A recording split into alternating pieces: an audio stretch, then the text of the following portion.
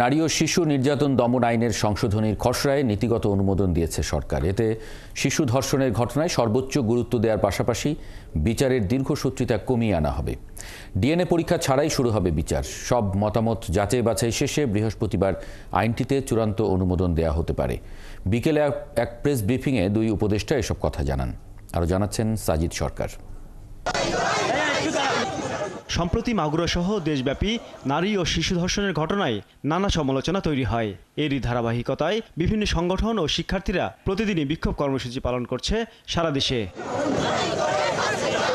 সোমবার দুপুরে নারী ও শিশু ধর্ষণের বিষয়টিকে গুরুত্ব দিয়ে নিরাপত্তা বাহিনীর সাথে বিশেষ সভা করেন উপদেষ্টারা।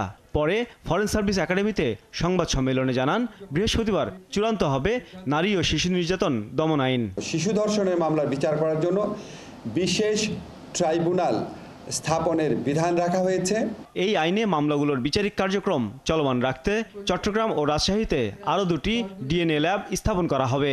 ইতোমধ্যে আমরা কিছু মতামত পেয়েছি, যে মতামতগুলো পেয়েছি এগুলো যাচাই বাছাই করব আমরা কাল পরশু, এবং বৃহস্পতিবারে এই অ্যামেন্ডমেন্টটা আমরা চূড়ান্তভাবে অনুমোদন দেবে বলে আশা করছি। বিশেষ জুডিশিয়াল সার্ভিস কমিশনের মাধ্যমে দ্রুত কিছু সংখ্যক বিচারক নিয়োগ দেওয়ার প্রক্রিয়া শুরু করা হবে, যাতে করে ধর্ষণ সহ অন্যান্য মামলার বিচার প্রক্রিয়া ত্বরান্বিত করা যায়।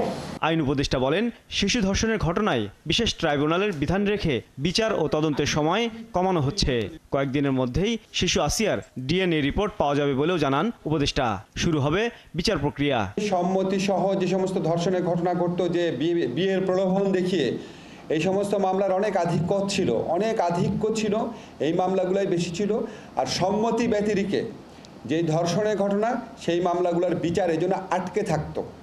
সেই জন্য আমরা এই আইনের মধ্যে বিধান করেছি, বিয়ের প্রলোভন দেখিয়ে সম্মতি নিয়ে, প্রতারণামূলকভাবে হোক বা বিয়ের প্রলোভন নিয়ে হোক, সম্মতিক্রমে যেই ধর্ষণের ঘটনাগুলোর বিচার, সেটা একটা আলাদা অপরাধ। আর হচ্ছে সম্মতি ব্যতিরেকে মাগুরার ক্ষেত্রে, বরগুনার ক্ষেত্রে যেই ঘটনাগুলো ঘটেছে, সেই ধর্ষণের ঘটনাগুলোর আলাদা একটা অপরাধ হিসাবে এখানে আইডেন্টিফাইড হয়েছে।